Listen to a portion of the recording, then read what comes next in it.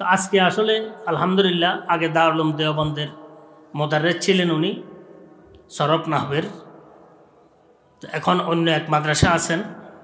আমরা এখানে আজকে আসছেন, কিছুদিন পূর্বে আসবেন খবর পেয়েছি আমি, তো আমি বললাম যে রোববারে আসলে সুবিধা হয়, তাহলে কিছু হাজিরিনে মজলিস থাকেন, হজরতে কিছু বয়ান করলেন, আবার হজরতকে আনার জন্য বলেন নিয়ে আসেন, তো হাজিরিনে মজলিস থাকেন, ওনারা কিছু কথাবার্তা শুনলেন। এটা বলে দিয়েছে হজরতকে যে আজকে এটা ইসলাহি মাহফিল, কিছু ইসলাহি মাহফিল মানে কিছু দিনই কথাবার্তা আলোচনা করা। আমাদের কোনো একটি বিষয় এমন নাই যে যেটা আমাদের প্রয়োজন নেই। হজরত এসে গেছেন, হজরত বয়ান করবেন, উর্দুতে বয়ান করবেন ইনশাআল্লাহ, পড়ায় সবাই আমরা বুঝবো ইনশাআল্লাহ।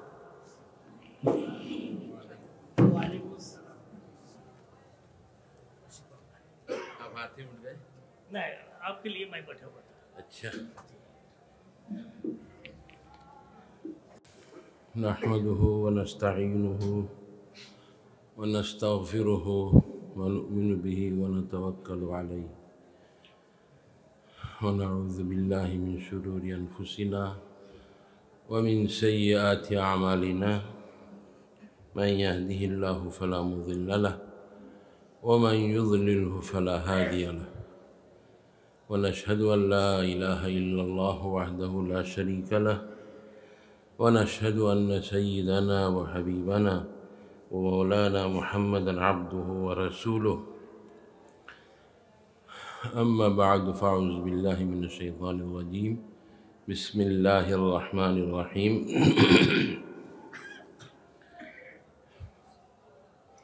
الذين يذكرون الله قياما وقعودا وعلى جنوبهم ويتفكرون في خلق السماوات والأرض ربنا ما خلقت هذا باطلا سبحانك فقنا عذاب النار۔ بزرگوں اور دوستوں، علماء کرام، ذاکرین حضرات، حضرت محتمم صاحب دامت برکاتہم نے آتے ہی حکم دیا کہ تجھے کچھ بات کرنی ہے۔ ہمارے علاقے کے ذاکرین حضرات، اللہ والے تشریف لائے ہیں۔ اللہ والوں کی مجلس سے میں بہت محبت رکھتا ہوں، گرچہ میں اللہ والا نہیں ہوں۔ احب الصالحین ولست منہم لعل اللہ یرزقنی صلاحا۔ اللہ والوں سے محبت رکھتا ہوں، ہو سکتا ہے اللہ تعالیٰ مجھے بھی اللہ والا بنا دے آپ لوگوں کی محبت کی وجہ سے۔ اللہ والے حضرت مولانا حسین احمد مدنی سید العرب والعجم رحمۃ اللہ علیہ کے خلیفہ حضرت مولانا احمد علی صاحب باسکنڈی بدرپوری، حضرت بہت ہی قریب تھے حضرت شیخ الاسلام رحمۃ اللہ علیہ کے۔ حضرت کے احوال ہم نے جتنے حضرت مولانا احمد علی صاحب سے سنے شاید کسی نے سنا ہو۔ 2 سال تک حضرت کے ساتھ رہے مدینے میں۔ حافظ حکمت اللہ مراد آبادی، انہوں نے مجھے بتایا، میں جب دیوبند آیا، آج سے 38 سال پہلے کی بات بتا رہا ہوں، دیوبند آنے کے بعد بس ذکر آیا حضرت مولانا احمد علی صاحب کا، انہوں نے بتایا کہ تم تو احمد علی کے شاگرد بھی ہو، مرید بھی ہو، تو احمد علی کی بات سنو۔ حضرت شیخ الاسلام رحمۃ اللہ علیہ کے ساتھ ہم لوگ حج کے سفر میں جا رہے تھے. جدہ پہنچنے کے بعد پانی جہاز سے جا رہے تھے، اس وقت پانی جہاز سے جاتے تھے. جدہ پہنچتے ہی چپل اتار کے سمندر میں پھینک دیا. حافظ حکمت اللہ صاحب نے کہا او احمد علی، یہ تو آسام کی سرزمین نہیں ہے، عرب کی سرزمین، پیر میں آبلے پڑ جائیں گے. کہا نہیں، میں نہیں پہن سکتا، مجھے ڈر ہے کبھی کسی جگہ حضور صلی اللہ علیہ وسلم کا پیر پڑا ہو اور میرا چپل اس کے اوپر پڑے.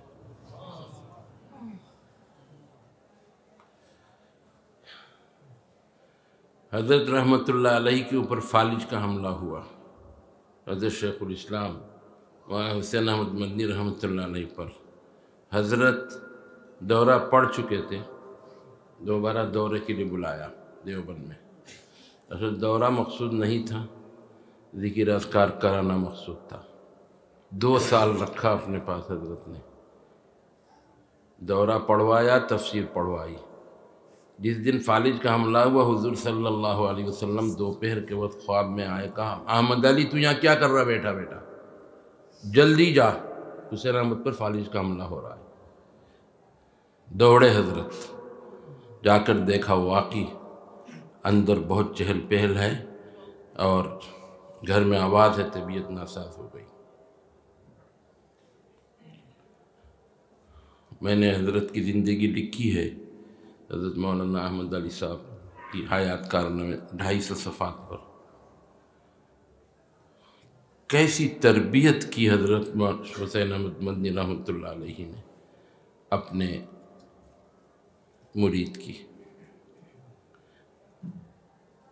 وہاں حضرت کے ساتھ 2 سال رہے مدینہ منورہ میں. وہاں عصر کی نماز جلدی ہو جاتی ہے، عصر سے مغرب تک بہت لمبا وقت. تو ریاض الجنہ میں جہاں روضہ اطہر ہے بائیں طرف جالی میں جسم لگا کے حضرت نے کہا وہی مراقبہ کرنا. عصر کی نماز پڑھ کے وہی مراقب ہو گئے. حضرت نے دیکھا ایک قندیل، نور کی ایک قندیل اوپر آسمان سے ان کے سامنے، آسمان سے ان کے سامنے رکھا ہوا. اس قندیل کو دیکھ کے ایسے بیٹھے رہے اور مغرب کی اذان ہو گئی. پھر وہ قندیل آہستہ آہستہ آہستہ اوپر چلا گیا.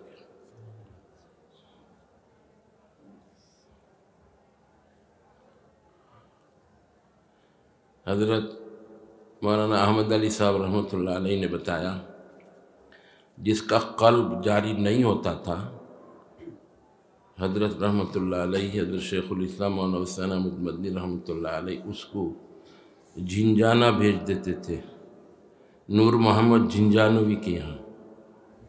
وہاں آپ لوگ کبھی جائے تو دیکھنا، مسجد کے دائیں طرف ایک حجرہ ہے اور حجرہ کے سامنے ایک آدمی کھڑا ہو سکتا ہے. ایک آدمی میری ہائٹ، میری لمبائی کا ایک آدمی کھڑا ہو سکتا ہے. نور محمد جھنجھانوی مسجد کے تو امام ہیں، لیکن کتنے پہنچے ہوئے ہیں. حضرت مدنی رحمۃ اللہ علیہ جس کا قلب جاری نہیں ہوتا 40 دن کا چلہ کرواتے تھے. وہاں رہو جا کے.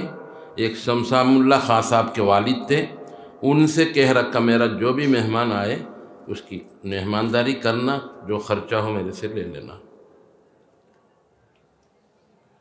تو ایک چلہ وہاں کرواتے تھے، اس کے بعد قلب جاری ہو جاتا تھا. ہم لوگ مسجد کی امامت میں ہچکچاتے ہیں. حضرت کہتے ہیں جس کو مسجد کی امامت مل گئی اس کو تو ایسا موقع ملا اللہ اللہ کرنے کا کہ فرصت ہی فرصت صرف اللہ اللہ کرے. 5 وقت کی نماز پڑھائی، صبح مکتب پڑھا دیا، شام کو مکتب پڑھا دیا، باقی تو خالی اوقات ہیں. لیکن اس کے لیے اوپر سے تربیت چاہیے. بغیر پیر کے خراب ہو جائے گا، بغیر پیر کی نگرانی کے خراب ہو جائے گا. دیکھو نور محمد جھنجھانوی مسجد کی امامت کرتے ہیں اور حضرت یہ امداد اللہ مہاجر مکی حضرت نور محمد جنجانوی کے خلیفہ ہے. اور نور محمد کیا نام لیا تھا میں؟ حضرت امداد اللہ مہاجر مکی کے خلیفہ ہے رشید احمد گنگوہی. سمجھ رہے رشید احمد گنگوہی؟ اس وقت اگر آپ کہہ دو پوری دنیا میں ان سے بڑا فقیہ کوئی نہیں تھا، غلط نہیں ہوگا. کتنے بڑے عالم. ان سے کسی نے پوچھا حضرت اتنے بڑے عالم آپ، اور آپ عربی سوم شرع جامی تک پڑھنے والے ایک بزرگ حضرت مولانا امداد اللہ مہاجر مکی کے ہاتھ پر کیسے بیعت ہو گئے؟ تو انہوں نے کہا ارے بھائی ہم نے تو مٹھائیوں کا نام پڑھا، یہ رسگلہ ہے، یہ گلاب جامن ہے، یہ رس ملائی ہے، یہ نام پڑھا صرف، ان کا ذائقہ ہم کو ملا حضرت کے ہاتھ پر بیعت ہونے کے بعد. کتنے بڑے بزرگ. اللہ اس کو نہیں دیکھتا یہ کتنے بڑے عالم، اللہ دیکھتا ہے کتنا ذاکر و شاغل ہے اور اللہ سے اس کا قلب کتنا جڑا ہوا ہے، کتنا جڑا ہوا ہے وہ اللہ سے. اندازہ کرو آپ. رشید احمد گنگوہی کا نام سنتے ہی دارالعلوم دیوبند کے بانی تو قاسم نانوتوی، اور اگر مکتب کی شکل میں کہیں گے عابد حسین صاحب، لیکن دارالعلوم کی اس شکل کو آپ کے بانی آپ کہو گے تو حضرت مولانا قاسم نانوتوی رحمۃ اللہ علیہ. لیکن ان سب کے سرپرست حضرت رشید احمد گنگوہی رحمۃ اللہ علیہ. وہیں بیٹھ کے دارالعلوم میں دورہ نہیں تھا، دارالعلوم میں دورہ نہیں تھا. رشید احمد گنگوہی اکیلے سیاسی کی سب کو پڑھاتے، وہاں گنگو اکیلے حضرت پڑھاتے تھے ساری کتابیں دورے کی. اس کے بعد دارالعلوم آگے بڑھتا گیا پھر دورہ قائم. حضرت رشید احمد گنگوہی دارالعلوم کے سرپرست تھے. پھر ان کی سرپرستی میں دارالعلوم نے ترقی کی، ترقی کرتے کرتے بڑا دارالعلوم بنا. قاسم نانوتوی دارالعلوم کے بانی ہیں، علی گڑھ یونیورسٹی کے بانی ہیں سر سید. دونوں ایک استاذ کے شاگرد مملوک علی کے. یہ دونوں گئے حضرت رشید احمد گنگوہی رحمۃ اللہ علیہ کے پاس. سر سید نے کہا حضرت میں ایک ادارہ قائم کرنا چاہتا ہوں جس میں عصری تعلیم ہو، یہ جنرل تعلیم ہو، کچھ لوگ نوکریوں میں بھی آ جائیں گے سرکاری، اس کے لیے دعا کرے اور اس کا طریقہ وغیرہ کیسے ہو آپ ہمیں راستہ بتائیں. کہا نہیں یہ سب تو وہ کر، قاسم سے بات کر، وہ بہت عقل مند ہے، مجھ سے یہ سب بات مت کر. بہت اصرار کیا. جب حضرت نے کہا ایک بات سنو، اگر لیمو کا پیڑ لگا کے گنے کے رس سے اس کی آبیاری کی جائے، یعنی لیمو کا پیڑ اتنا بڑا پیڑ لگا کے پانی ڈالیں گا جبھی تو بڑا ہوگا نا لیمو کا پیڑ. ان حضرت نے کہا اس کی پانی کی جگہ اگر کیا کہتے ہیں گنے کو، کشیار کے رس سے اگر تم نے اس کی پانی کی جگہ کشیار کا رس ڈال کے اس کو بڑا کیا لیمو کا جو لیمو آئے گا وہ میٹھا آئے گا یا کھٹا آئے گا؟ کھٹا آئے گا. تم جو سوچ رہے ہو وہاں سے دنیا دار پیدا ہوں گے، دیندار نہیں ہوں گے. کیا دیکھو دماغ حضرت کا. اور دارالعلوم سے دیندار پیدا ہوں گے. چنانچہ ابھی 4-5 سال پہلے شیخ سدیس عبدالرحمن سدیس جو حرم مکی کے امام ہے، اب شؤون اماموں کے صدر بھی ہے، اب بہت بڑے ہو گئے. پہلے تو محض ایک امام تھے. عبداللہ سبائیل تھے صدر، ان کا انتقال ہو گیا تو یہ ہو گئے صدر. تو عبداللہ سبائیل کے عبداللہ سبائیل کو حضرت مولانا سید اسعد صاحب مدنی رحمۃ اللہ علیہ نے بلایا تھا دیوبند میں، جب قادیانیت کا فتنہ شروع ہوا۔ دیکھیے ہمارے اکابر ان کا نظریہ کتنے دور سے دیکھ لیتے ہیں۔ اچھا ہم لوگ سمجھتے قادیانی کہاں ہے، قادیانی کہاں ہے؟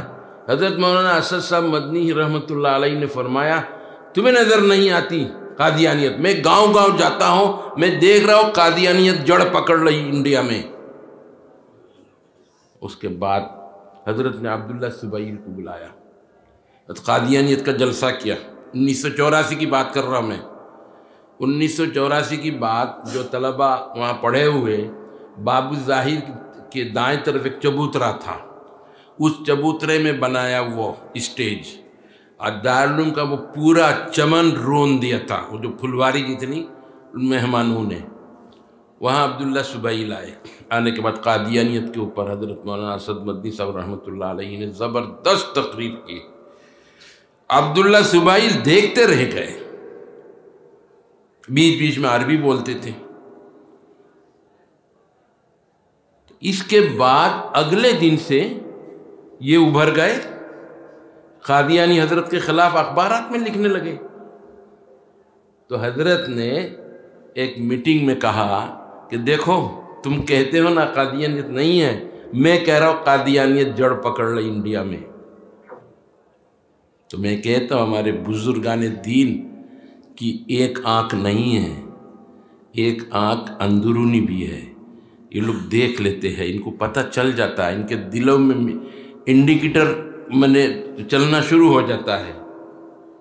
اس کے بعد دارالعلوم میں قادیانیت کے خلاف دفتر قائم کیا، مولانا شاہ عالم کو ذمہ دار بنایا گیا، اور بنا کر قادیانیت کے خلاف کتابیں، بہت ساری کتابیں تیار کی گئی۔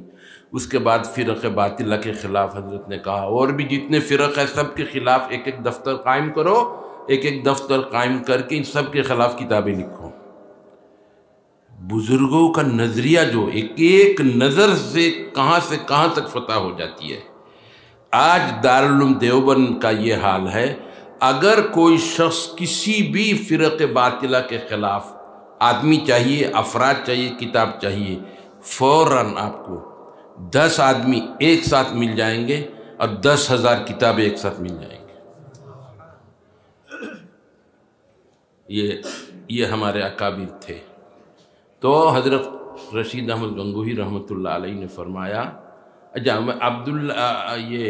عبداللہ سبائیل آئے تھے، اگلے سال میں چلا گیا تھا حرم شریف میں، عبد الرحمن سدائس سے ملنے کے لیے میں گیا۔ اس وقت لائن سے اماموں کے کمرے ہوتے تھے اور میں پیچھے پیچھے چلا گیا۔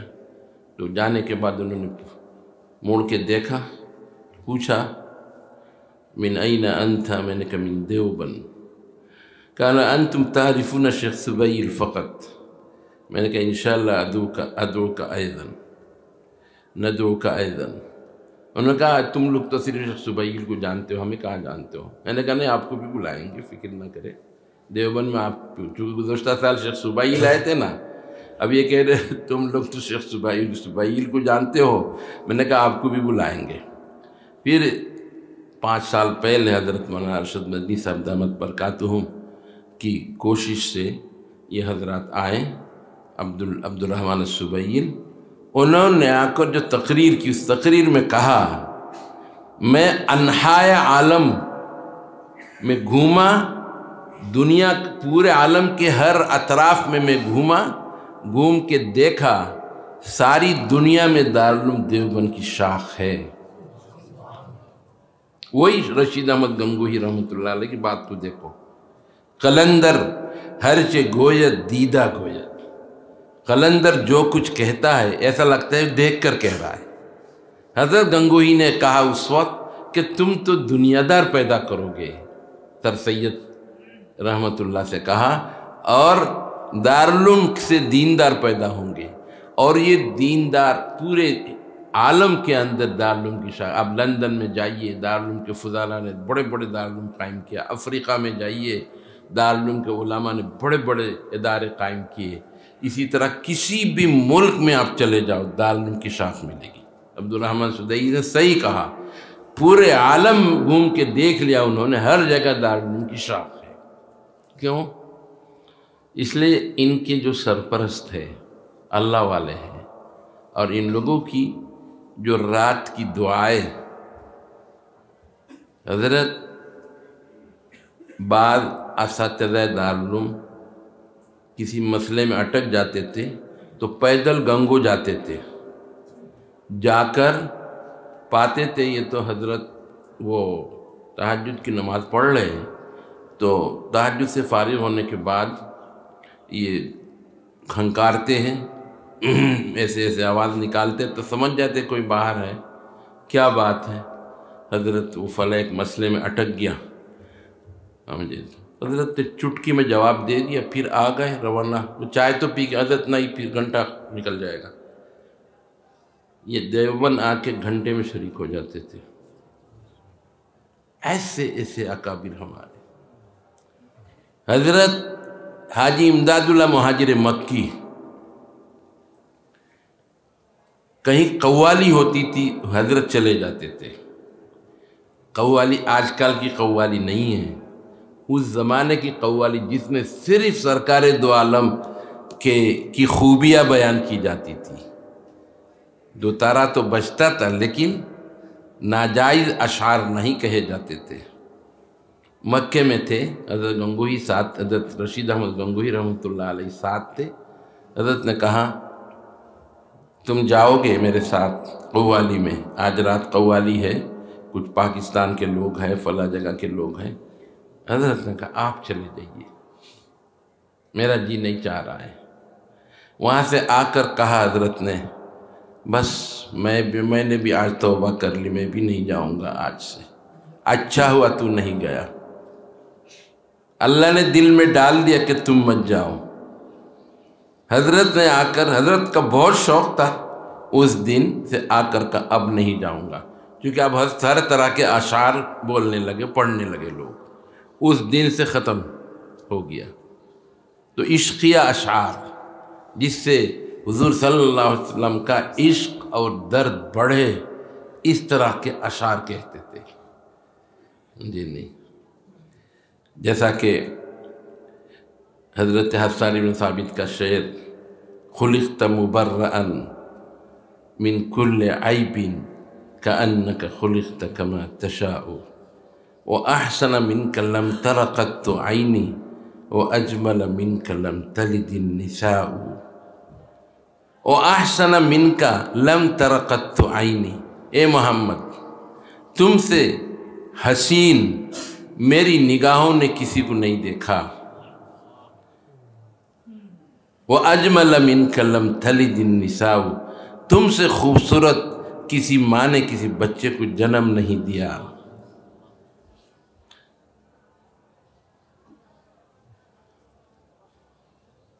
خلقت مبرئا من کل عیب کأنک خلقت کما تشاء، خلقت مبرئا من کل عیب، اے محمد آپ ہر عیب سے مبرہ پیدا کیے گئے، آپ کے اندر کوئی عیب کوئی شخص نہیں نکال سکتا۔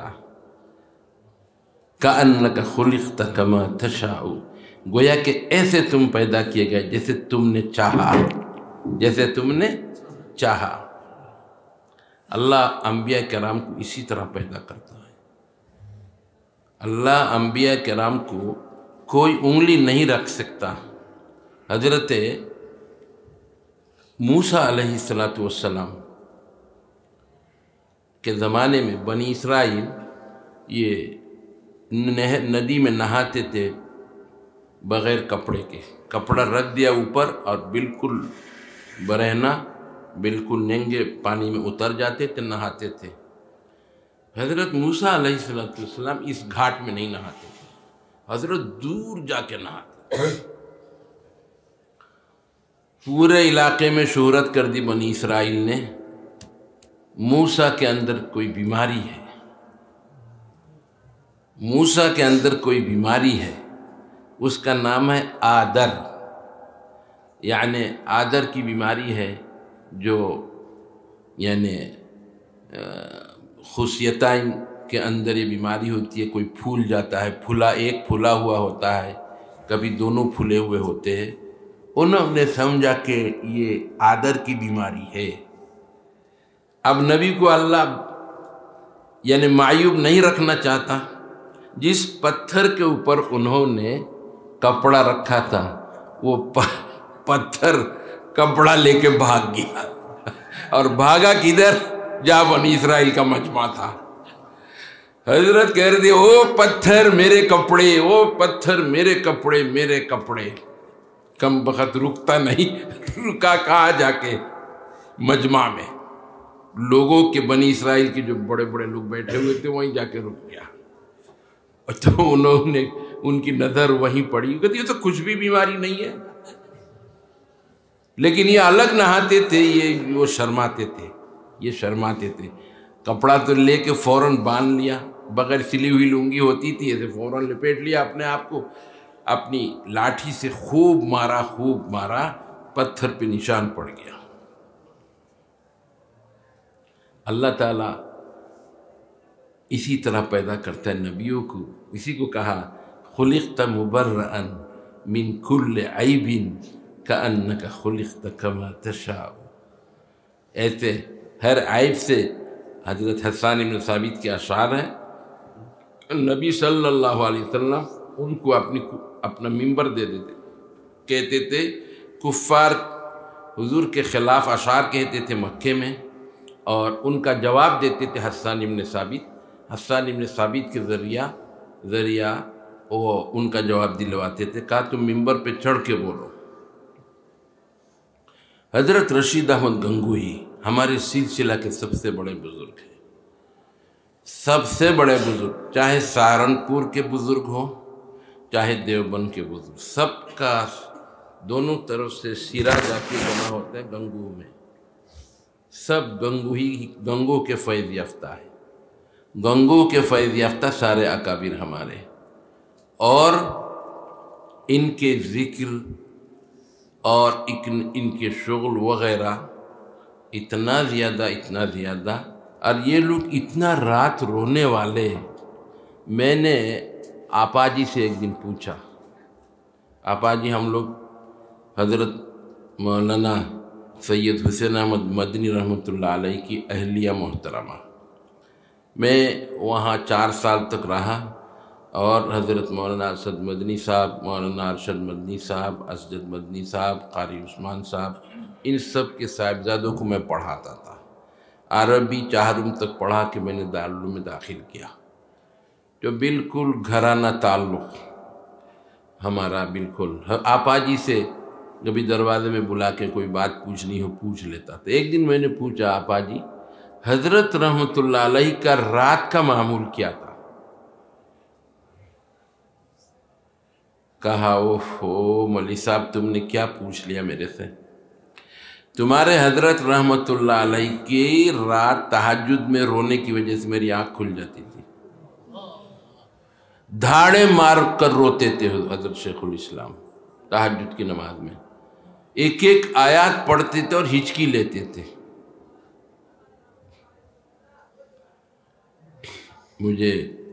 میں ابھی چند روز پہلے بخاری کا سبق پڑھا رہا تھا، تو اس میں حضرت عائشہ صدیقہ رضی اللہ تعالی عنہ فرما رہی، کسی نے پوچھا حضرت عائشہ صدیقہ سے حضور صلی اللہ علیہ وسلم کے رات کے معمولات کیا تھے؟ حضرت عائشہ صدیقہ نے فرمایا 8 اکثر بیشتر 8 رکعت تہجد کی نماز پڑھتے، لیکن ان 8 رکعتوں کی بات فرما رہی تھی. ان 8 رکعتوں کے بارے میں مت پوچھو، کتنی خوبصورتی اس 8 رکعت 4 رکعتوں کے اندر. 4 رکعت اتنی لمبی پڑھتے تھے، اتنی لمبی حتی تورمت قدمہ، اور وفی روایت حتی انفطرت قدمہ، حضور پاک صلی اللہ علیہ وسلم کے پیر پھٹنے کے قریب ہو جاتے، پھول جاتے تھے پیر کھڑے کھڑے رہنے سے. سورہ بقرہ پڑھ لی، ختم ہوئی تو دوسری سورہ شروع کر دی، دوسری ختم ہوئی تو تیسری شروع کر دی۔ یہ ہمارے حضرت نبی اکرم صلی اللہ علیہ وسلم کا معمول۔ عائشہ کہتی ہے کہ پیر پھول جاتے تھے۔ 8 رکعت نماز آدھی رات سے شروع کرتے تھے اور فجر سے تھوڑا سا پہلے جا کے ختم کرتے تھے۔ جس سال انتقال ہوا حضور صلی اللہ علیہ وسلم کا، اس سال صرف بیٹھ کر پڑھتے تھے، لیکن رکوع کرنے سے پہلے کھڑے ہو جاتے تھے، کھڑے ہو کر 50-60 آیاتیں پڑھ کے پھر رکوع کرتے تھے، تاکہ یعنی کھڑے ہو کر پڑھنے کا ثواب مل جائے۔ دیکھو حضور کے معمول اور حضرت شیخ الاسلام مولانا حسین احمد مدنی رحمۃ اللہ علیہ کے معمول، جو آپا جی فرما رہی تھی، دھاڑے مار کر روتے تھے حضرت شیخ الاسلام مولانا حسین احمد مدنی۔ ہمارے علماء حضرات خلوت میں رہنا نہیں چاہتے، تنہائی میں نہیں رہنا چاہتے، ہر وقت بس مجمع میں رہے، جلوت میں رہے، لوگوں کے درمیان رہے، کوئی نہ ملے چلو بھائی چلے فلاں سے مل کے آ جائیں، فلاں سے مل کے آ جائیں۔ اس کو ختم کرنا پڑے گا۔ ترقی، لوگ کہتے ہیں، عرب کے بعد لوگ اعتراض کرتے ہیں، تصوف کیا ہے؟ یہ گھر بیٹھنے کا کیا مطلب؟ مسجد میں بیٹھنے کا مطلب کیا ہے؟ ارے یہ تو تعلیم اللہ نے اپنے انبیاء کو دی۔ حضرت موسیٰ علیہ السلام کو توریت دینے سے پہلے 30 دن کا حکم دیا، 30 دن تم پہاڑ میں جاؤ، وہاں جا کے اللہ اللہ کرو۔ 30 دن میں 10 دن اور بڑھا دیا۔ اللہ کے علم میں ہے کیوں بڑھایا۔ بعض مفسرین لکھتے ہیں کہ 30 دن میں، کیونکہ حضرت موسیٰ علیہ السلام کے مزاج کے اندر تھوڑی سی گرمی تھی، دیکھا نہیں، ایک کو مکہ مارا فقضا علیہ، فوکزہ موسیٰ فقضا علیہ، ایک مکہ مارا نمٹ گیا وہ۔ اسرائیل آئے جان لینے کے لیے، حضرت کسی دوسرے کام میں مصروف تھے، ایک دم آ گئے، ایسے کر دیا، ہٹو یہاں سے، پہچانا نہیں، آنکھ پھوٹ گئی۔ اسرائیل گئے اللہ کے پاس، تمہارا بندہ آنا نہیں چاہتا؟ اللہ نے اذا اراد شیئا ان یقول اللہ کن فیکون، اللہ نے کہا آنکھ صحیح ہو جا، صحیح ہو گئی۔ کہا جاؤ موسیٰ کے پاس۔ یہ جو لوگ اس کی تفسیر ترجمہ کرتے ہیں کہ انہوں نے مارا تھپڑ اسرائیل کو اور آنکھ پھوڑ دی، ایسا نہیں، غلط ترجمہ، ایسا نہیں ترجمہ کرنا ہے۔ نبی کی شان کے خلاف ہے، انبیاء کی شان کے خلاف ہے۔ کسی دوسرے کام میں مصروف تھے، ہم لوگ بھی تو ایسا ہی کرتے ہیں نا، کوئی ہم مثلا کوئی بات کر رہے ہیں، اب کوئی آئے گا ہٹ یہاں سے، ایسے کہتے ہیں نا، تو ایسا ہی کیا، انہیں تھوڑی معلوم تھا یہ وہ ہے، ایسے کیا۔ اب موسیٰ مزاجاً بھی کچھ ذرا سختی، جسم بھی سخت ہے، جسم بھی سخت ہے، کیسے؟ ایک مکہ مارا نمٹا دیا، ایک قبطی کو مکہ مارا فقضا علیہ، ہاتھ بھی سخت ہے، تو ایسے کیا، آنکھ پھوٹ گئی۔ تو مفسرین لکھتے ہیں اس آیات کے بارے میں، 30 دن کے لیے بھلایا، لیکن پھر 10 دن بڑھا کے فتم میقات ربہ 40 لیلہ، فتم میقات ربہ 40 لیلہ، 30 دن کے لیے بھلایا اور 10 دن کا ایکسٹینشن کر کے فتم میقات ربہ 40 لیلہ، اللہ کے یہاں رہنے کا جو وقت ہے وہ 40 دن ہو گیا۔ 40، اسی سے تبلیغی بھائی چلہ نکالتے ہیں، لیکن بعض تبلیغی بھائی ہم غیبت نہیں کرتے. ہمارے لیے ہمارے اس لائن میں غیبت بالکل. ہم نے اپنے بزرگوں کے یہاں دیکھا. حضرت مولانا اسد مدنی صاحب رحمۃ اللہ علیہ نے ایک دن کہا ایک بہت باتیں کرتا ہے. تو بھاگلپور کے ایک حاجی صاحب تھے, ان سے کہا اس کے منہ میں وہ ستلی باندھ دو, ستلی باندھ دو. اور میں نے حضرت مولانا احمد علی صاحب کو جو حضرت شیخ الاسلام کے اجلہ خلفاء میں سے ان کو بھی دیکھا, انہوں نے ایک کا ستلی نہیں تاگا باندھ دیا, تاگا سوت تاگا باندھ دیا. تو ہمارے یہاں غیبت بالکل منع ہے. تصوف کی لائن میں غیبت بالکل منع ہے. قرآن نے منع کیا کہ کسی کی غیبت نہیں کر سکتے. غیبت اگر کی تو اس سے معافی مانگنی پڑے گی, اسے معاف کروانا پڑے گا, ورنہ بہت پیچھے ہو جاؤ گے آپ اپنی لائن میں. غیبت نہیں. اس لیے میں نے کہا بعض تبلیغی بھائی یہ کہتے ہیں کہ حضرت موسیٰ کیوں گئے وہاں, قوم کو چھوڑ کے وہاں نہ جاتے تو قوم بچڑے کی پوجا نہ کرتی.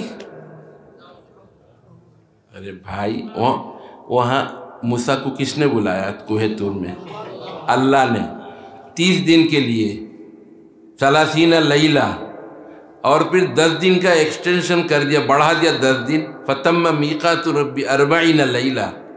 قرآن کی آیات, قرآن نص سے سری, اس کا منکر کافر.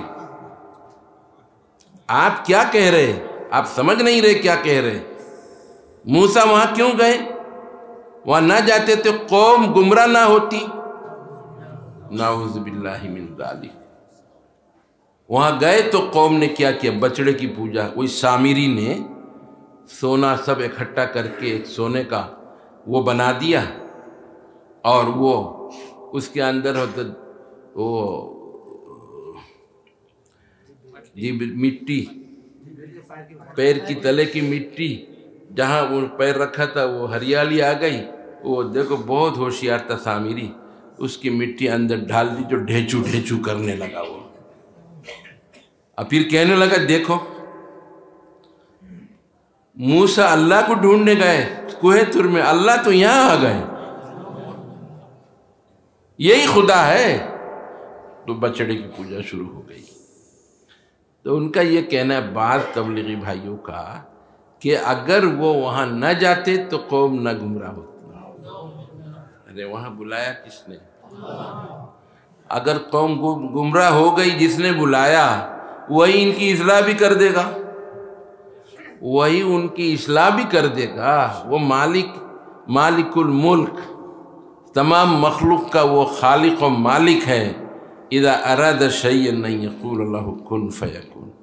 تم کس پر اعتراض کر رہے ہو؟ اللہ ان کو سمجھنے کی توفیق دے. تو مطلب میں کہنے جا رہا تھا, حضرت موسیٰ علیہ السلام کو چلا کروایا کہاں؟ کوہ طور میں. ہمارے رسول صلی اللہ علیہ وسلم کو نبوت دینے سے پہلے, نبوت کے معنی ہے نبوت کی خلافت سے مزین کرنے سے پہلے وہاں بھیج دیا غار حرا میں, وہاں جا کے اللہ اللہ کرو. کیسے کرتے تھے اللہ اللہ؟ ابھی تو نبوت ملی نہیں, لیکن حضور صلی اللہ علیہ وسلم ملت ابراہیمی میں تھے. اللہ کے رسول نے کبھی کسی غیر اللہ کی پوجا نہیں کی, کسی غیر اللہ کے سامنے سر کو نہیں جھکایا. کوئی ثابت نہیں کر سکتا اللہ کے رسول کبھی کہیں جھکے ہو. نفرت کرتے تھے, جو غیر اللہ کی عبادت کرتے تھے بہت نفرت کرتے تھے. لیکن پورا عرب حضور کو امین صادق کہتا تھا. حضور کی صداقت, سچائی, امانت, دیانت میں کسی کا کوئی فرق نہیں تھا. ہر آدمی امانت حضور کے پاس لا کے رکھتا تھا. کعبۃ اللہ کی عمارت بوسیدہ ہو گئی تھی, تو اس عمارت کی وہ لوگ دوبارہ تعمیر کرنا چاہتے تھے. حلال پیسے اکٹھے کر لیے, ان پیسوں سے کعبہ اتنا بڑا مان کے چلو, یہاں تک ہوا آدھا, एक 6 फीट जगह रह गई। ये पैसे से पूरा नहीं हुआ तो इसको छोड़ दिया। लेकिन हुजूर सल्लल्लाहु अलैहि वसल्लम तामीर में शरीक थे। पत्थर लेने पहाड़ में जाते थे। हज़रत अब्बास हज़रत से 2 साल बड़े, उनके सगे चचा के साथ हुजूर सल्लल्लाहु अलैहि वसल्लम पहाड़ में जाते थे। पत्थर काट काट के कंधे पे लाद के लाते थे। हज़रत अब्बास रज़ी अल्लाह ताला अन्हु ने एक दिन कह दिया, मोहम्मद तुम अपनी जो लुंगी इज़ार, जो गैर सिली हुई इज़ार लुंगी कहते हैं, उसको यहाँ रख दो तो तुम्हारा कंधा छिलेगा नहीं। पत्थर रखने से छिल जाता है, पत्थर दाने दाने होते हैं ना। बार बार इसरार किया तो उन्होंने अपना इज़ार हटा लिया। इज़ार का मतलब ये नहीं अंदर कच्ची पहनते थे। अब्बास भी कच्ची पहनते थे, लेकिन उन्होंने अपनी चादर खोल के यहाँ रख दिया। हुजूर से बहुत इसरार किया तो हुजूर ने चादर खोली, खोलते बेहोश होकर गिर गए। फ़खर्र मग़शिय्यन। हज़रत जिब्रील आए और फ़ौरन आकर उनकी चादर उनके ऊपर रख दिया, और जब होश में कहा हाय मेरी चादर, हाय मेरी चादर, मेरी चादर कहाँ है, मेरी चादर कहाँ है। देखो चादर तो बंधी हुई है।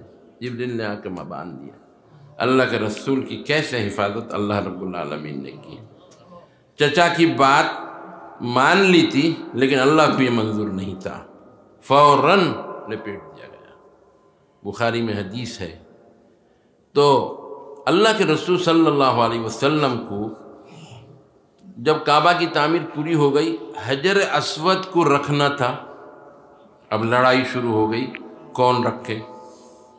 तो सब ने कहा मोहम्मद रख दे। लेकिन हुजूर की दानिशमंदी देखो।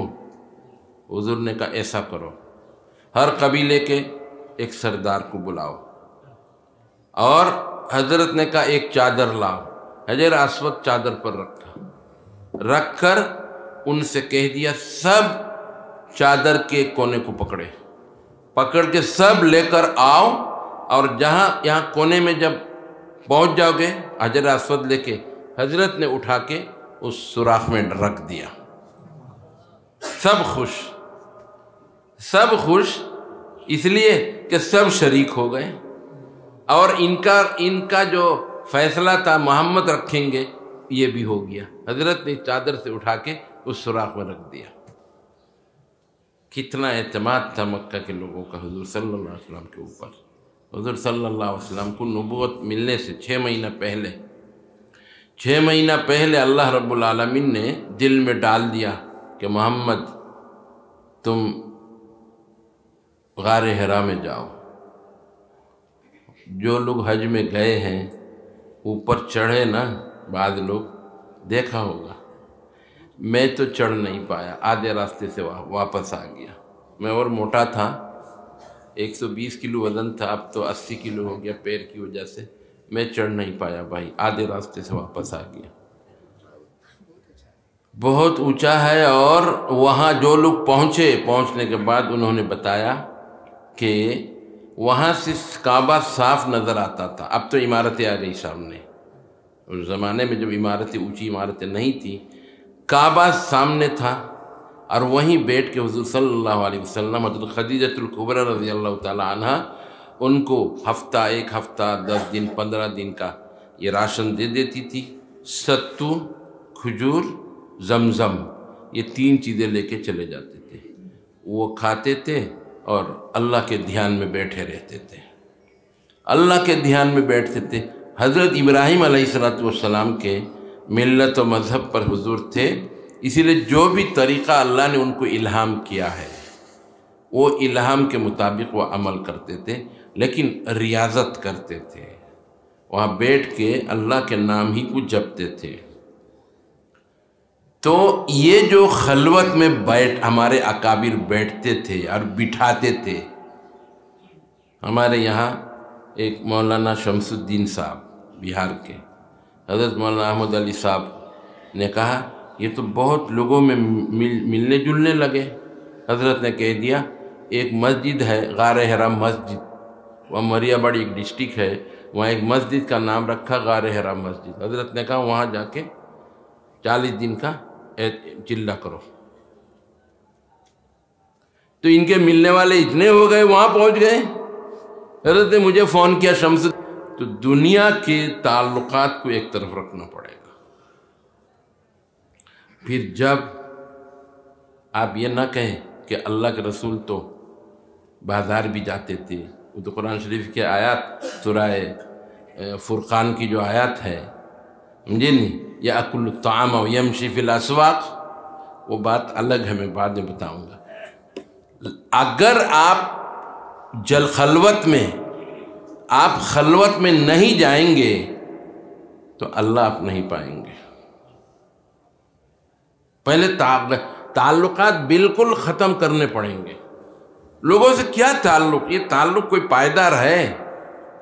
آپ کسی کو آپ دوست بناتے ہیں، آپ کا ایک تعلق ہے، کیا جب اللہ کی مار پڑے گی وہ کیا کرے گا؟ آپ کا کچھ کر سکتا ہے؟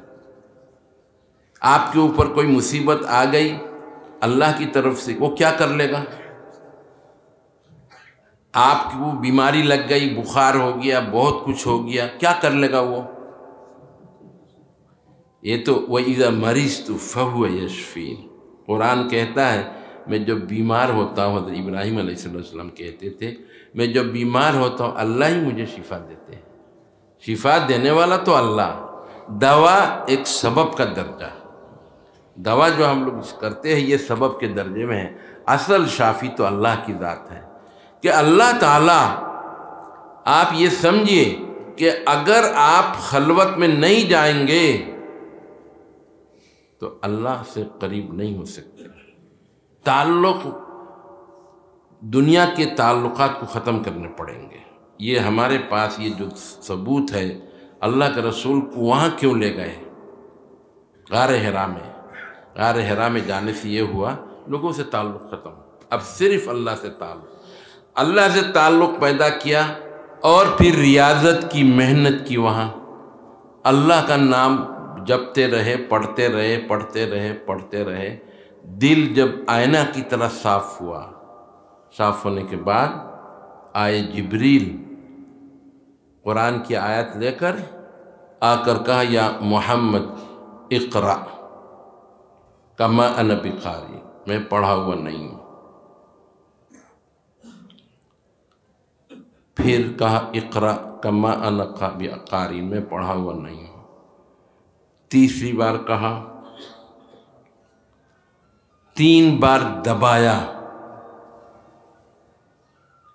3 بار دبایا، دبا کر بعض روایت میں آتے تیسری بار منہ کھل گیا، بعض روایت میں آتے چوتھی بار کھلا، فٹافٹ پڑھنے لگے۔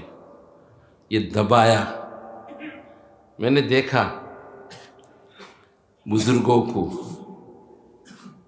کہ ایک صاحب ایک آئے حضرت کے پاس، آنے کے بعد کہا حضرت قلب جاری نہیں ہو رہا ہے۔ حضرت نے گلے سے ملایا، ملا کے دبایا، اور دبانے کی حالت میں قلب جاری ہو گیا۔ یہ وہیں سے آ رہا ہے، سب غار حرا سے۔ غار حرا کا جو دبانا ہے، وہ دبانے سے یعنی وہ کیفیت، جبریل کی جو ملکوتی کیفیت، جب اس کی ملکوتی کیفیت کی داب پڑی انسانی کیفیت کے اوپر، حضور صلی اللہ علیہ وسلم کے اندر دونوں کیفیت تھی، ملکوتی کی آمیزش تھی اور بشریت بھی تھی۔ تو ایک دم جب دونوں ملے تو کرنٹ لگ گیا، آگ پیدا ہو گئی، جیسے چکماک سے آگ جلاتے تھے نا پہلے، ایک دم کرنٹ لگ گیا، لگتے ہی جاری ہو گیا، فر فر پڑنے لگے۔ تو میرے بزرگوں اور دوستوں، اگر آپ کو خلوت میں اللہ کے ساتھ اگر تعلق جوڑنا ہے، پہلے خلوت میں جائیے۔ ابھی ایک حدیث پڑھائی ہم نے کہ 7 آدمیوں کو اللہ تعالیٰ قیامت کے دن عرش کے سائے میں سایہ دے گا، ان میں سے ایک ہے وہ ہے ایک جوان ہے جو تنہائی میں اللہ کے ڈر سے وہ روتا ہے، ففاضت عیناہ، اس کی آنکھیں بہہ پڑتی ہیں۔ دیکھیے تنہائی کے بغیر آپ اپنے گھر میں دیکھیے، جب سب سوتے ہوئے ہوتے ہیں، آپ تہجد کے لیے اٹھتے ہیں، اس وقت کوئی حجاب نہیں ہوتا رونے کے لیے۔ بیوی بھی ہو آپ کے بستر پہ اور آپ نیچے تہجد پڑھ کے رو رہے، خیال میں رہتا یار بیوی دیکھ لے گی میں کیسا رو رہا ہوں، اور اگر اکیلے ہوتے ہو دھاڑے مار کر روتے ہیں، کیوں؟ کوئی نہیں دیکھ رہا ہے سوائے اللہ کے۔ اس لیے خلوت چاہیے بھائی، اللہ پانے کے لیے آپ کو خلوت میں تنہائی چاہیے ہی چاہیے۔ پھر جب اللہ کو پا لیا آپ نے، آپ کا قلب جاری ہو گیا، ریاضت کرتے کرتے آپ کا قلب جاری ہو گیا، اس کے بعد آپ کو جانا ہے کہاں؟ جلوت میں۔ خلوت مانا تنہائی ہے، جلوت کے مانا لوگوں میں، اجالے میں۔ اجالے میں جانا یعنی لوگوں کے درمیان جانا ہے، اللہ کی باتوں کو لوگوں تک پہنچانا ہے۔ اب تھوڑی ایک کونے میں بیٹھنے کے لیے نہیں، اب آپ کو جانا ہے لوگوں میں، ان کے پاس جا کے اللہ کی باتوں کو، رسول کی باتوں کو پہنچانا ہے۔ اللہ کے رسول صلی اللہ علیہ وسلم، وہی جو میں نے آیات پڑھی تھی کہ اللہ کے رسول صلی اللہ علیہ وسلم بازار بھی جاتے ہیں، شادی بھی کرتے ہیں، اسی طرح وَيَمْشِي فِي الْأَسْوَاقِ، سمجھے نہیں؟ یہ سب باتیں کب ہوئی؟ جب خلوت سے جلوت میں آ گئے، اب بازار میں بھی جانا پڑا۔ بازار میں حضور صلی اللہ علیہ وسلم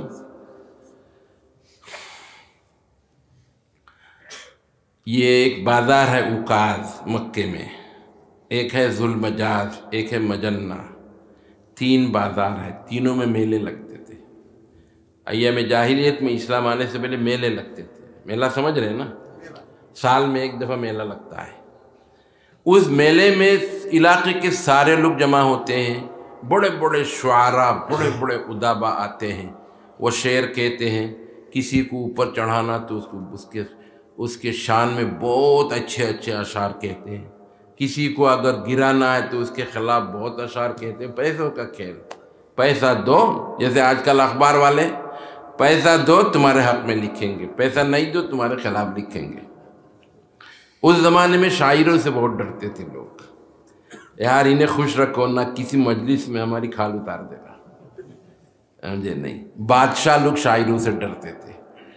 تو اس زمانے میں وہاں حضور کا ارادہ ہوا کہ بازار عکاظ میں جا کے دین کی تبلیغ کرے۔ یہ بالکل ابتدا اسلام میں۔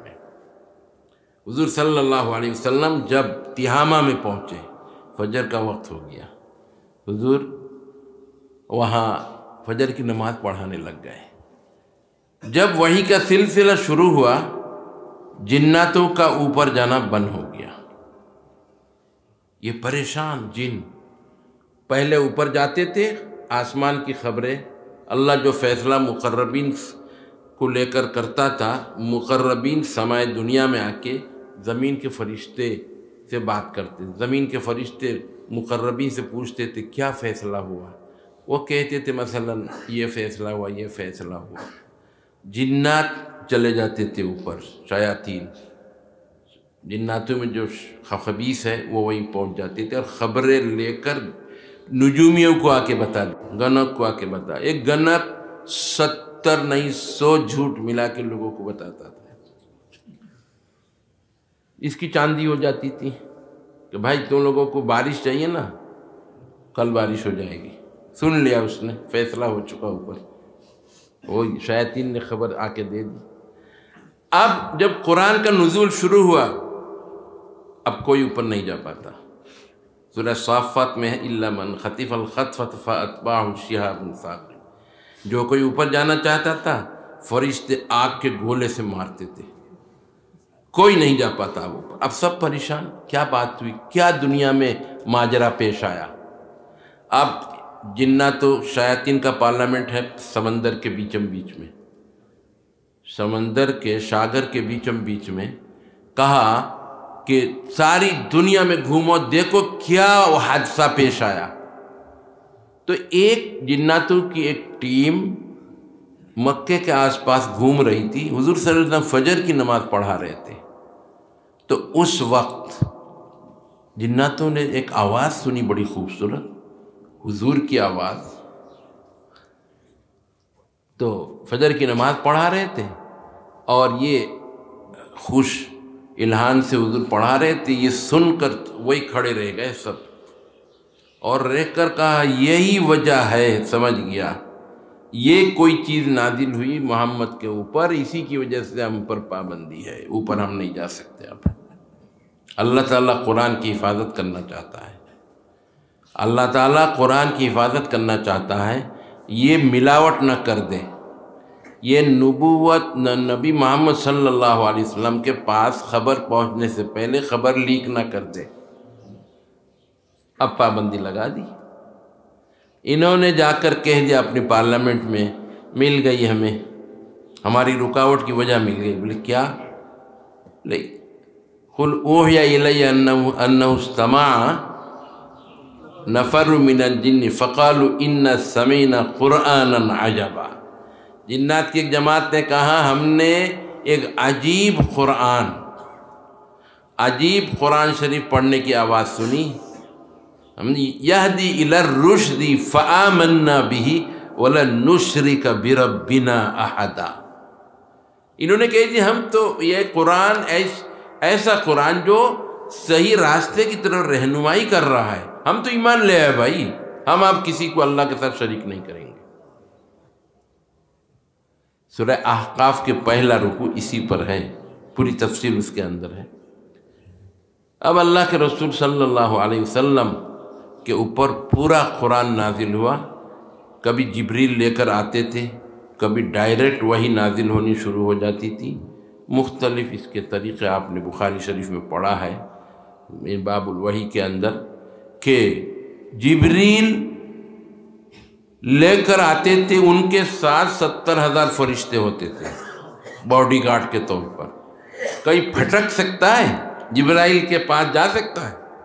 مجال ہے جا کے کچھ چھین لے، پرخ سے اڑا دیں گے جبریل، سمجھے جی. تو لے کر آتے تھے حضور کے پاس اور آ کر قرآن نازل کرتے تھے. اب تو حضور صلی اللہ علیہ وسلم خلوت سے باہر آ گئے. اب لوگوں سے ملنے لگے، لوگوں سے ملنے جلنے، لوگوں کے ساتھ کھانا کھانا، لوگوں کی دعوت قبول کرنا، لوگوں سے ملنا، ہر جگہ دین کی تبلیغ، دین کی دعوت دیتے تھے. لیکن اس سے پہلے خلوت نشی اختیار کی. خلوت کے بغیر آپ جلوت میں نہیں آ سکتے. ہمارے تصوف کی جو لائن ہے، اس لائن میں پہلے آپ کو تنہائی میں بیٹھنا پڑے گا. تنہائی میں بیٹھ کے ریاضت کر کے، یہ آپ لوگ تو علماء ہیں نا، یہ تو ایک درس نظامی کی طرح ہے. بیعت آج ہو گئے اور کل خلافت مل جائے گی، اتنا آسان نہیں ہے. جیسے عربی سیکھنے کے لیے سال اول پہلے پڑھیں گے، پھر سال دوم، پھر سال سوم، پھر سال چارم، پھر پنجم، آگے جا کر مولوی بنیں گے دورہ حدیث میں. بیعت ہو گئے، ہونے کے بعد 6 تسبیح پہلے، 6 تسبیح 6 مہینے 1 سال تک رکھیں گے. اس کے بعد ذکر دے دیں گے، اس میں اعظم 10,000 دے دیں گے. پھر چلتے چلتے آپ کو 25,000 دے دیں گے. اس کے بعد آپ کو یہ 12 تسبیح دے دیں گے. 12 تسبیح تو 1 سال تک آپ لا الہ الا اللہ 200 مرتبہ، الا اللہ 400 مرتبہ، اللہ اللہ 600 مرتبہ، یہ 12 تسبیح ہیں. 12 تسبیح کے بعد آپ کو دیں گے 5 انفاس. زبان تالو سے ملا کے سانس لیتے وقت اللہ، چھوڑتے وقت ہو. اس کا تجربہ 1 سال تک کرائیں گے. کیوں؟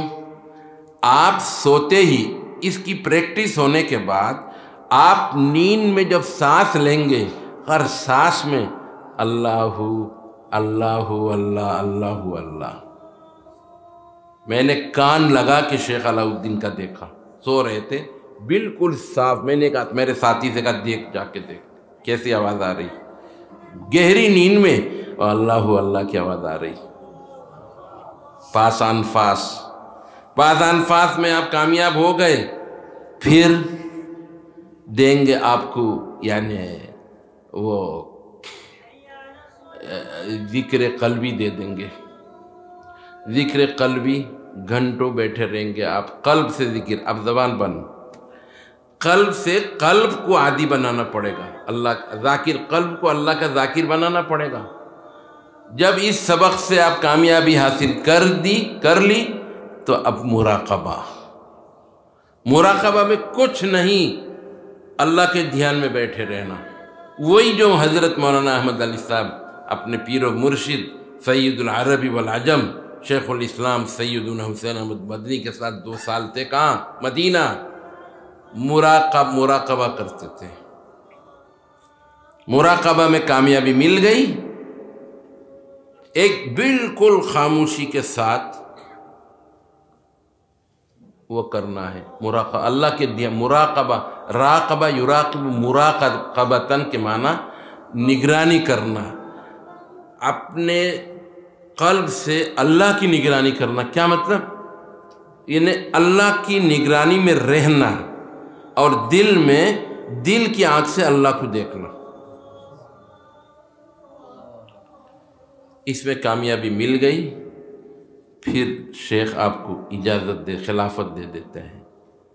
جیسے نبی کو خلوت میں جب کامیابی مل گئی تو نبوت کی خلافت سے حضرت کو مزین کیا، ایسا ہی شیخ اپنے مرید کو خلافت سے نوازتے ہیں. اور مولویوں کی اتنی گسائی کرتے ہیں اکابر. میں نے دیکھا، مجھے حضرت مولانا احمد علی صاحب کے جو اتالق ہیں وہ علاؤالدین صاحب، انہوں نے میرا نام خلافہ کی لسٹ میں لکھ کر دے دیا. حضرت نے بلایا علاؤالدین صاحب کو، خوب ڈانٹا، تم نے مولویوں کی نام کیوں لسٹ میں رکھا ہے؟ ان کی رگڑائی باقی ہے ابھی. اس کے 4 سال کے بعد حضرت نے خلافت، 4 سال پورے دیوبند سے جاتے تھے. آخر زمانے میں نے دیکھا 4-5 ہزار کا مجمع ہوتا تھا رمضان میں، جگہ نہیں. تو یہ اکابر علماء کے ساتھ کہتے علماء ان کو جوہر بنانا ہے. علماء کو ایسا جوہر بنانا ہے کہ یہ تعویل نہ کرے. یہ تعویل کر لیں گے، ان کی تعویل کی گنجائش ختم کر دیتے ہیں.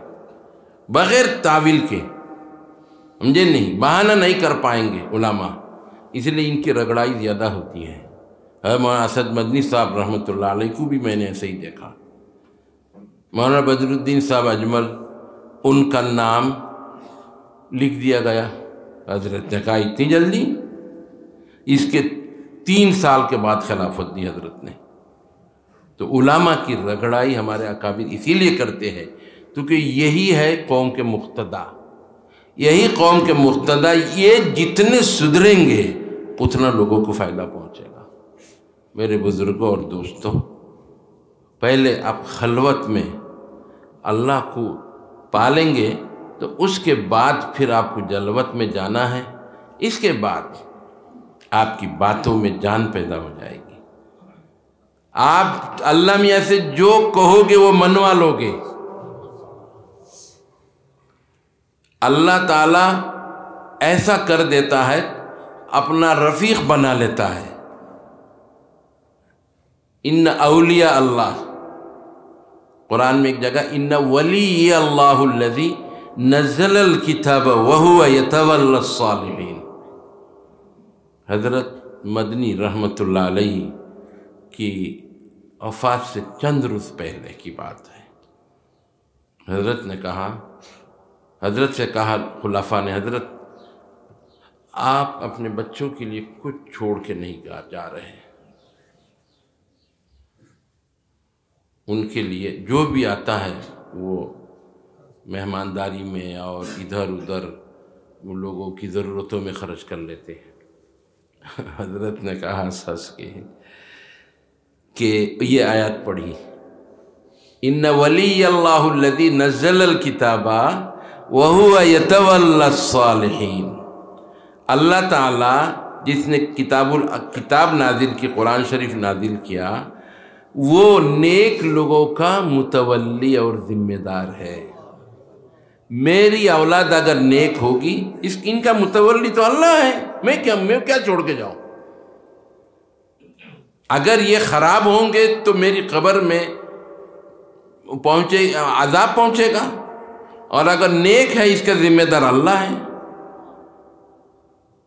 ان ولی اللہ الذی نزل الکتاب وہو یتولی الصالحین، دیکھا آپ نے کیا فرمایا حضرت نے؟ اللہ متولی ہے نیک لوگوں کے۔ اللہ تعالیٰ نے ان کی اولاد کو نیک بنایا، اسی لیے آج اللہ تعالیٰ نے ان کو خوش رکھا۔ حضرت کی وفات کے بعد حضرت 2500-3 ہزار کے مقروض تھے۔ حضرت رحمۃ اللہ علیہ کی وفات کے بعد حضرت مقروض تھے۔ اس قرضے کو حضرت مولانا اسد مدنی صاحب رحمۃ اللہ علیہ نے اس قرضے کو ادا کیا۔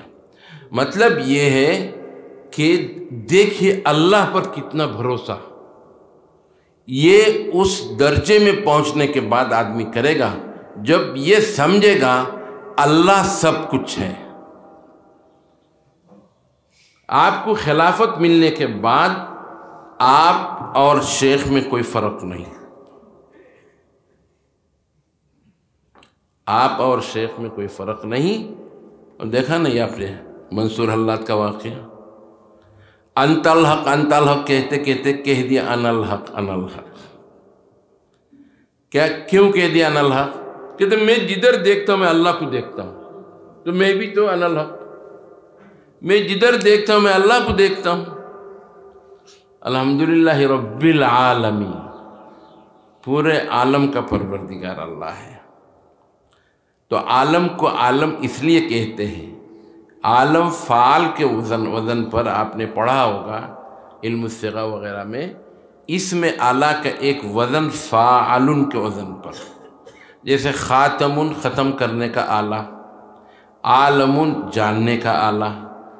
عالم کو عالم کیوں کہتے ہیں؟ اس لیے کہتے ہیں یہ عالم کو دیکھ کر اللہ یاد آتا ہے۔ ایک درخت کے پاس بیٹھے آپ، بیٹھ کر کہہ رہے اس درخت کو کون بڑا کر رہا ہے؟ اس کے ہرے ہرے پتے کس نے پیدا کیے؟ یہ چھوٹا تھا، یہ بڑا کیسے ہو رہا ہے؟ پھر چند روز کے بعد یہ ختم ہو جائے گا، کون اس کو ختم کر رہا ہے؟ دنیا کی کوئی کسی چیز کی بقا نہیں۔ قرآن کہتا ہے کل شیء ہالک الا وجہہ لہ الحکم والیہ ترجعون، دنیا کی ہر چیز فنا ہو جائے گی سوائے اللہ کے۔ دنیا کی کسی چیز کی وفا نہیں، بقا نہیں اللہ کی ذات کے علاوہ۔ تو سالک جو ہوتا ہے، اللہ کے راستے پر چلنے والا، یعنی سالک یعنی تصوف کا میں راہ میں چلنے والا، وہ آدمی اس کو سالک کہتے ہیں۔ سالک کے لیے قدم پھک پھک کے قدم رکھنا پڑے گا۔